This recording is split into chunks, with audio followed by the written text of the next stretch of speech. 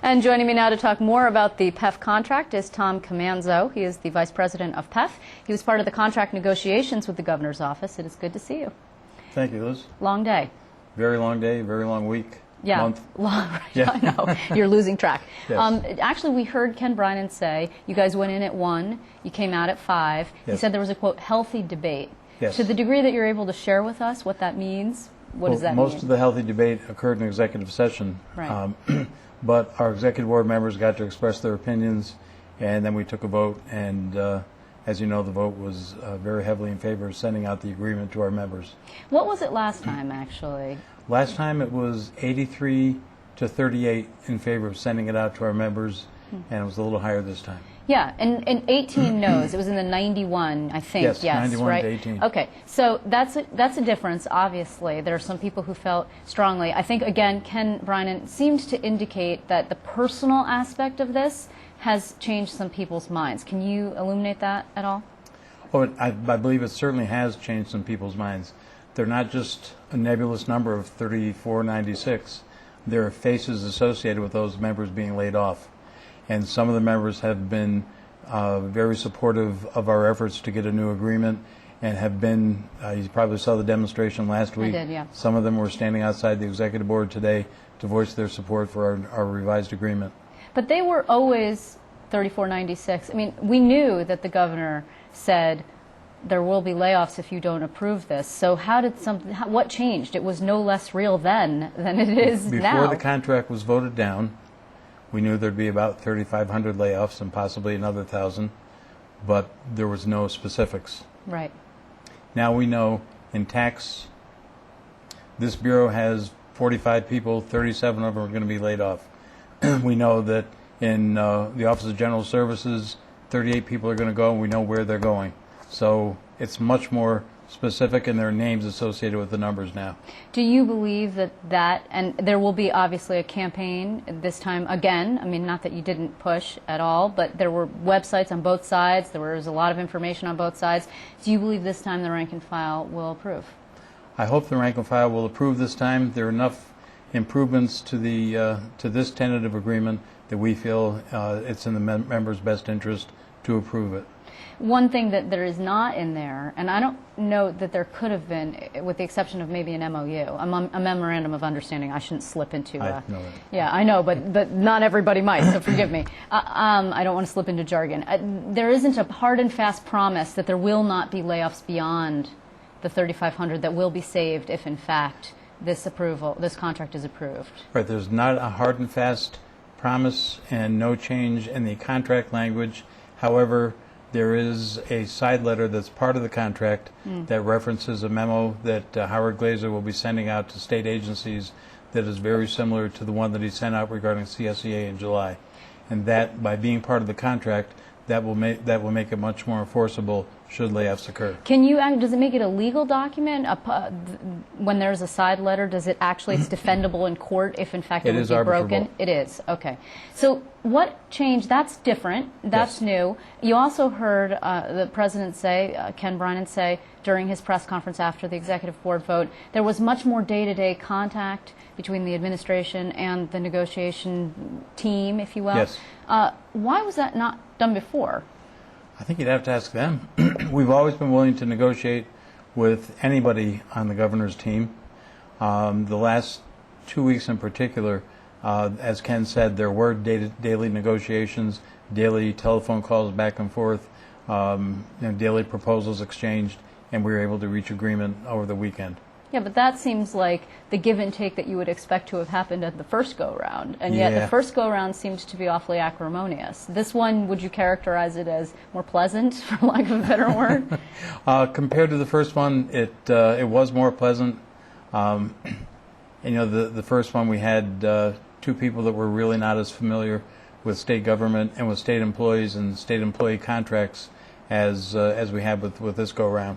So those people were not involved? There were two people, one was and one wasn't. Right.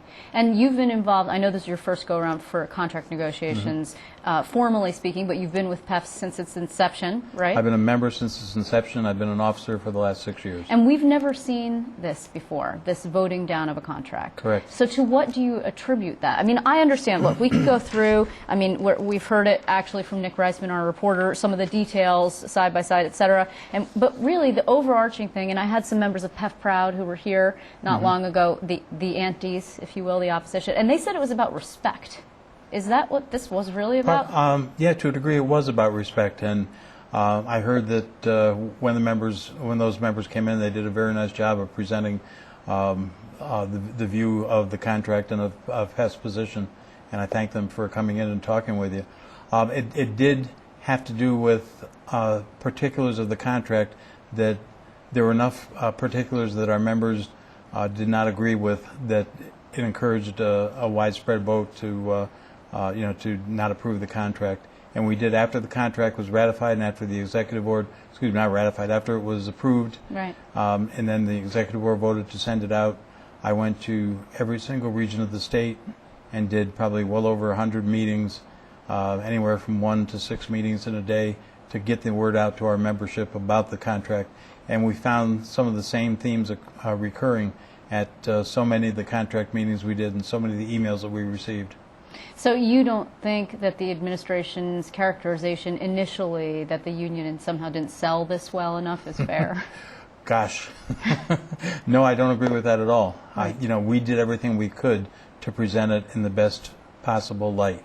And what will you do this time around then? Or This do you time, have to go back out on the road? Because that would be. I may. Oh man. Okay. What we'll do this time is we're going to do some presentations in the regions to present it. We have a very compressed schedule this time, as I'm sure you know.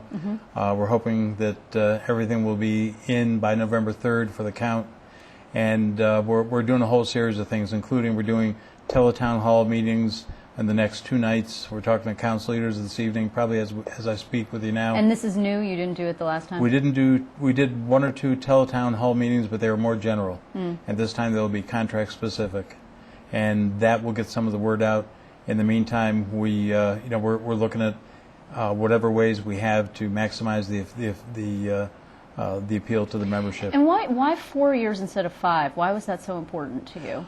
Our members strongly objected to a 5-year contract, and were more than willing to accept a contract with a shorter duration. So we agreed to a 4-year contract. The governor's people agreed to it, and we went with the 4-year contract. But is there a reason that, because you can go back to the bargaining table, assuming that perhaps the economic outlook would improve and maybe you would be able to renegotiate, because that 4th year you actually are getting a raise, whereas the first 3 years you're still at 0. Right. So the hope would be that things would improve and you would be able to go back to the table. Right. That was what a lot of our members said in the meetings that we conducted. They felt that the economy was going to improve, and by tying us in for 5 years, it could work against us. The concessions that you made, particularly healthcare, was another big issue. Yes. I think that people who work for the private sector feel like state workers have it good, it's a good deal. The concessions, you knew going in you were going to have to make them. Do you feel like you guys actually made concessions, adequate, significant concessions? On the health insurance premiums alone, we did make significant concessions. In some of the other areas, we were very, very willing to work with the governor's people and achieve an agreement that our members will ratify.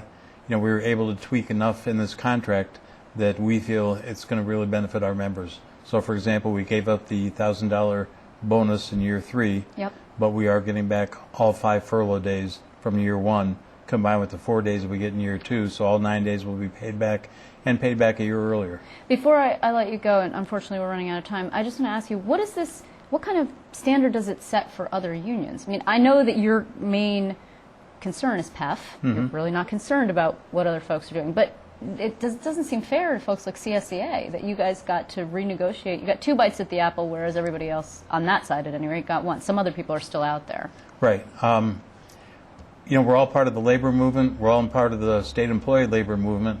And in this go-round, we worked closer with CSEA than probably we have since our inception. And it was a very good experience to work with them.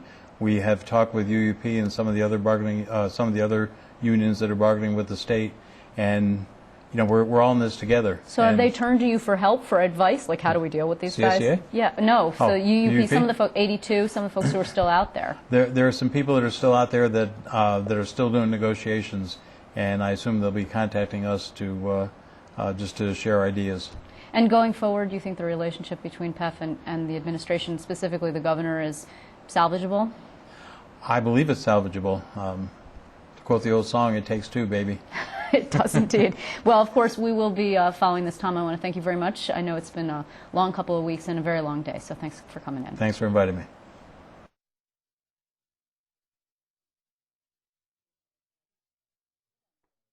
You did well. Very well. I mean,